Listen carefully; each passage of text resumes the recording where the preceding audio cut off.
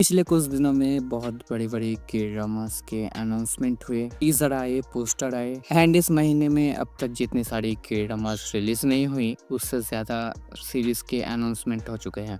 2-3 दिन पहले mercy for none नाम से के-ड्रामा का टीज़र रिलीज़ हुआ है एंड के-ड्रामा इस साल की वीक हीरो क्लास 2 के बाद अब तक की सबसे बड़ी एक्शन ड्रामा हो सकती है। सीरीज़ की कहानी में स्टोरी एक गैंगस्टर की दिखाई जाएगी, जो कि बहुत साल पहले ही रिटायर हो चुका था, लेकिन उसके भाई को किसी ने मार दिया है। तो उसके भाई का बदला लेने के लिए, रिवेंज लेने के लिए वो उसके फील्ड में, उसके पिछले प्रोफेशन में वापस आता है और जिन्होंने उसके भाई को मारा है उससे कैसे बदला लेते हैं, तुम्हें इस ड्रामा में देखने को मिलेगा। जिन्होंने जॉन विक देखी है उनको इसकी स्टोरी बहुत ही सिमिलर लग सकती है उसके साथ। पहले रिटायरमेंट लेना, फिर उसके कुत्ते को मारने की वजह से जिसने मारा है उससे बदला। टीजर में जितने भी एक्शंस दिखाए गए हैं, जितने भी सीन्स दिखाए गए हैं, वो तो बढ़िया थे ही, लेकिन उससे भी बढ़िया था इसका प्रेजेंटेशन। टीजर शुरू से लेकर आखिर तक बस अपने मेन कैरेक्टर के ऊपर ही फोकस था। उसके डायलॉग, उसके फेस, उसके एक्शन को ही दिखाया गया है पूरे टीजर में।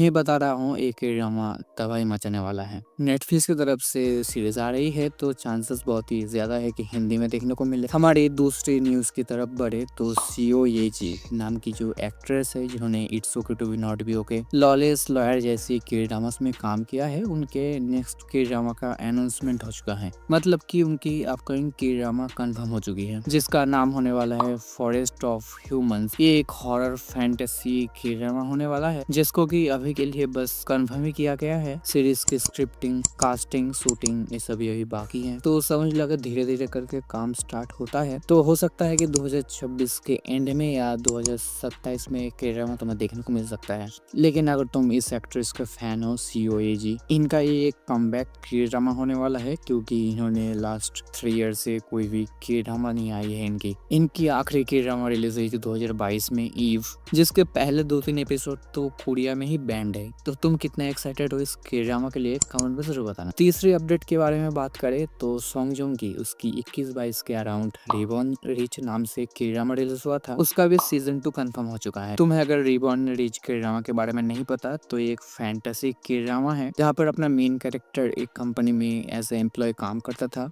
फिर उससे बाद में मार दिया गया एंड बाद में जाकर वो उसी कंपनी के ग्रैंडसन के हिसाब से रीइंकार्नेट होता है। तो समझ लो कि ये एक फैंटेसी रिवेंज के ड्रामा है, जिसका सीजन 2 आने वाला है। अभी तक इसके ज्यादा अपडेट है नहीं, लेकिन अगर ये सीरीज 2026 या 27 में आती है इसका सीजन 2, तो हो सकता है कि आने वाले 1 साल के अंदर इसका जो सीजन 1 है उसका हिंदी वर्जन भी देखने को मिले, जैसा कि वीक हीरो क्लास 1 के साथ हुआ था। सीजन 2 से पहले सीजन 1 का हिंदी डब रिलीज करना, इससे सीरीज को प्रॉफिट भी होता है एंड सीरीज की हाइप भी बढ़ जाती है। अब तो आगे और कुछ अपडेट निकलेंगे सीरीज के बारे में, तो तब कुछ जाकर पता चलेगा। हमारी आखिरी न्यूज़ और सबसे इम्पोर्टेंट न्यूज़ की बात करें तो किम्सो ह्यून का सीरीज नॉक ऑफ, जो कि कुछ टाइम पहले डिले हो चुका था कुछ कंट्रोवर्सी के चलते, उसका एक पोस्टर सोशल मीडिया पर बहुत ही ज़्यादा ट्रेंड कर रहा है और लोग इंटरनेट पर बोल रहे हैं कि ये नॉक ऑफ का नया पोस्टर है, मतलब कि सीरीज इसी साल देखने को मिल सकती है। So for your kind information, ये एक फैन मेड पोस्टर है जो कि इतना अच्छा है, इतना परफेक्ट है कि हो सकता है कि आगे जाकर मेकर सीरीज के लिए इसी पोस्टर को एडॉप्ट कर ले। सो ओवरऑल एक फैन मेड पोस्टर है, अब तक नॉक ऑफ का कोई भी अपडेट नहीं है एंड किम से उनके ऊपर जो एलिगेशन लगे थे वो भी अब तक क्लियर नहीं हुए हैं।